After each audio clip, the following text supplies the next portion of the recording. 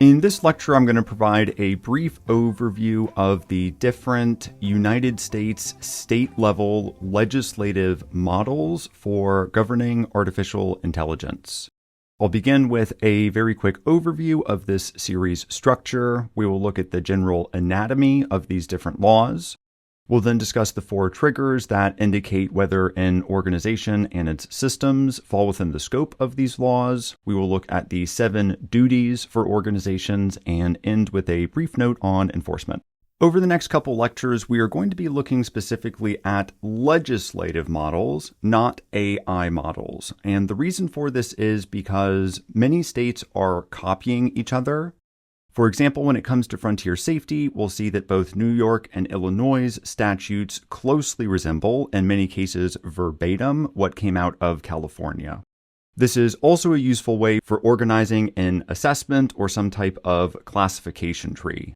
If your organization is trying to determine whether or not it falls within the scope of these different laws, we can think about what the model is doing, and that can help us to focus on one of these specific sets of requirements. So the 4 legislative models are focusing on frontier safety, consequential decisions, transparency, and interaction. But before we look at these 4 different models, let's first look at an anatomy of a state AI statute.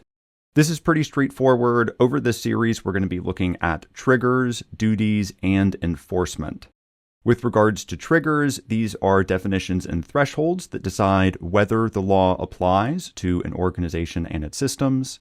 If the law does apply, then there are duties. These are specific items that covered entities must and mustn't do.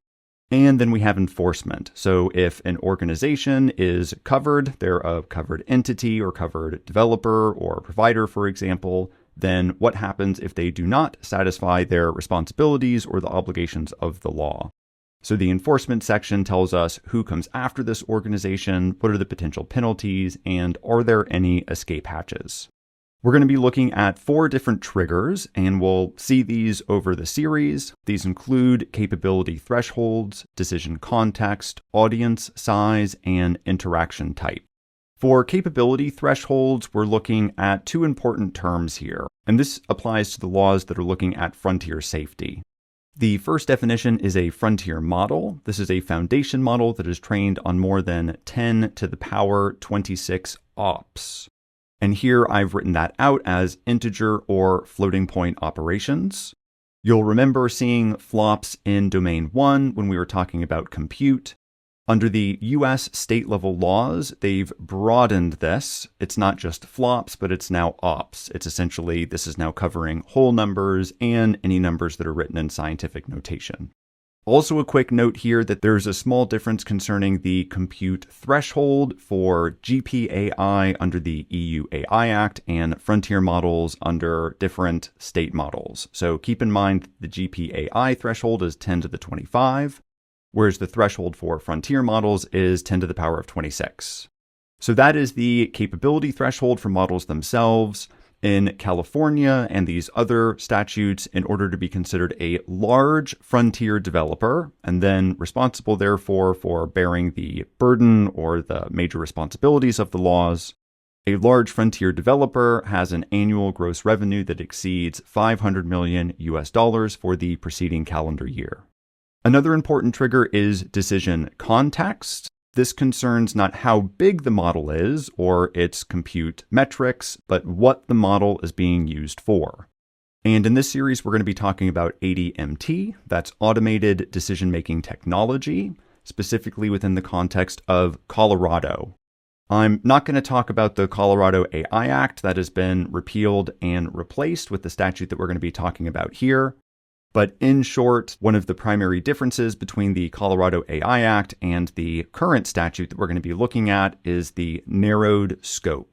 So in Colorado, we're now focused on ADMT. This is technology that is generating an output, processes personal data, and materially influences a consequential decision in one of these defined domains that we see down here. These are education, employment, housing, lending, insurance, healthcare, and essential government services. Another important threshold to consider is audience size. So California's SB 942 and Washington's HB 1170, we're going to talk about these in more detail throughout the series here.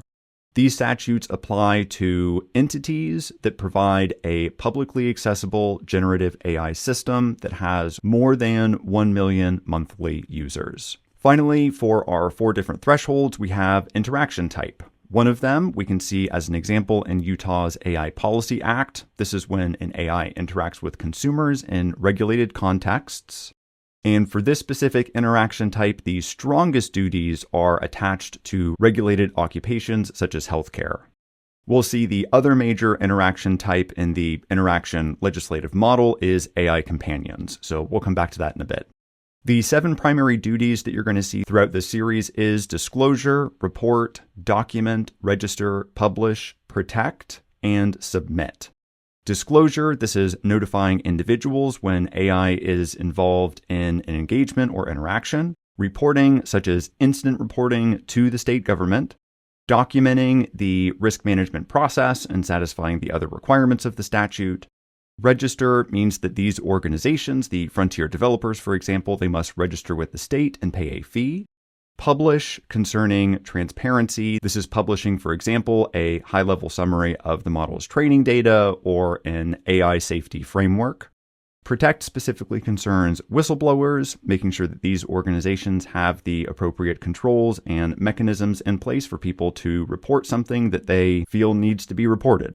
And finally, submit to an audit. And this requirement, at least at the time of recording in July of 2026, applies only to Illinois. So they're requiring their frontier developers to submit to regular audits.